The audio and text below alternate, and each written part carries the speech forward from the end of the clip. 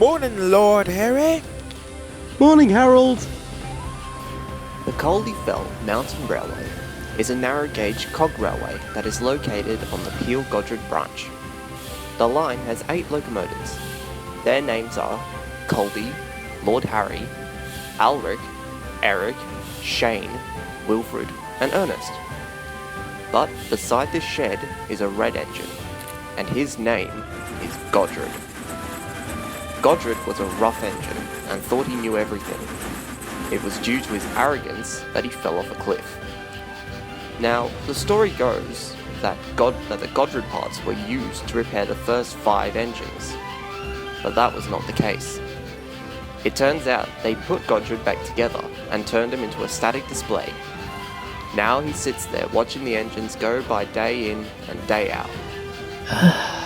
Day in and day out as always.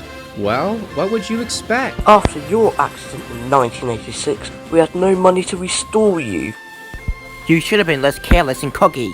Oh, be quiet, Ernest. I've learnt my lesson, okay?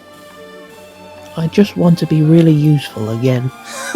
And I want to be the king of Denmark with a standard gauge cow catcher as my buffer beam. But that's not happening, my dear Godred, and you better get used to it. One afternoon, Caldy was at Kirkmacken with Catherine. They were given a special task. The Hatt family was invited by Mr. Walter for a special outing up at Devil's Back. Welcome, Hatt family. Thank you so much for coming. Well, thank you so much for having us, Frank. Oh, excuse me 1 second. Oh, Clay Line, there's a goods train that needs to be going to the mainland from Normandy. Please take it for me, please. Thank you. Understood, sir. I will be back in an hour to pick you up. Enjoy your fun time on the Caldy-Fell Mountain Railway. Who's that engine over there? Hey, Frank, who's that engine over there and why is it all fenced up? Is he a statue or anything? You're looking at Godred. An old engine who didn't fare well with the others. He's been in that yard for a long time. I've been meaning to restore him, however, don't get the funds. So, he's been there ever since. What if I fund the money? Mr. Walter and Caldy were stunned. Oh, Mr. Melvin, I can't let you do that. You're much too important to fund an engine of his status. Besides, he deserved his punishment. Oh, poppycock. I'm funding this engine's restoration, whether you guys like it or not. Alright? So, early that morning, Godred woke up to find temporary rails and Ernest pulling him. It can't be my time. I have so much to live for. Oh, be quiet, Godred. You're not going to the bloody scrapyard. But just for that, we might as well add you to the scrapyard collection. You're going to the... Steamworks? The Steamworks? You mean I'm being restored? Congrats, Godred. It seems like your provider has had some real good faith in you. On that being said, you're being restored. I hope you use this second chance wisely. Oh yes, sir. I will, sir. The restoration took some time, but pretty soon, Godred was back in working order. I finally can feel my wheels moving. I'm glad to see that you've enjoyed your restoration, Godred. I want you to follow Caldy's lead. He will show you the ropes and what has changed over the years. Right away, sir. Do you think he really learned his lesson? Well, I think so. Well, if he doesn't, back to the spot he goes. Godred was determined to not make any mistakes with his second chance on life. He treated the coach with respect, which caught Catherine off guard. Caldy and Mr. Walter were impressed. I guess Godred really did learn his lesson. But all the same, Godred couldn't help but wonder what his future, what his funder was, and why he was funded his restoration. Why would this person restore me? What significance do I have to him? Wait, does he know me? I don't know.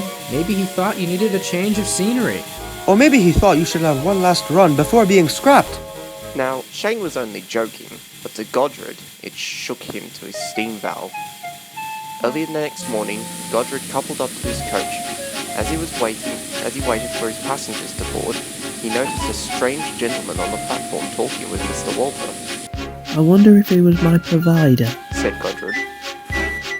Poor Godred was thinking so much on the gentleman in the coach that he didn't pay attention to the tracks. The points in front of him were set against him. Before Godred knew it, he was off the tracks. Luckily, no one was hurt, but poor Godred was distraught. My second chance at life looks like it's going down the drain. Down the drain? Oh, Godred, I wouldn't have picked you if your life was gonna go down the drain again. Wait, you're my restoration funder? Yep, Melvin Monroe Von Hatt, controller of the Northwestern Railway. Nice to meet you, sir.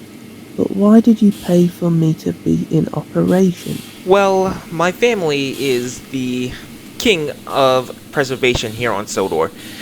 Why else do you think there are so many steam engines still in operation and not a lot of diesels? Anyways, I'll admit there was a big gamble to take when I read your story by the Reverend Wilbert Audrey. But then I remember when I purchased Clanline and hearing his tragic backstory, I realized that if I could give him a second chance at life, why not give you that chance too? It turns out there was a faulty junction that caused your accident. It's not your fault, Godred. Don't let this one tear you up for another mistake. And Godred beamed a big booming smile. That night, before heading home, Godred spoke to Mr. Walter. Sir, may I ask you for a favour? Sure, Godred. What would that request be?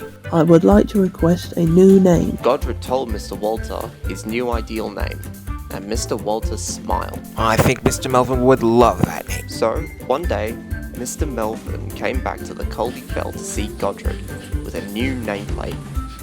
Instead of Godred on his side tanks, there was a new name. The Red Melvin. The other engines still want to call me Godred, but I want to show my appreciation to you for all you have done. So I ask to be named in your honor. I love it, Godred, and I see an interesting future ahead of you. Thank you for choosing my name as your new nickname.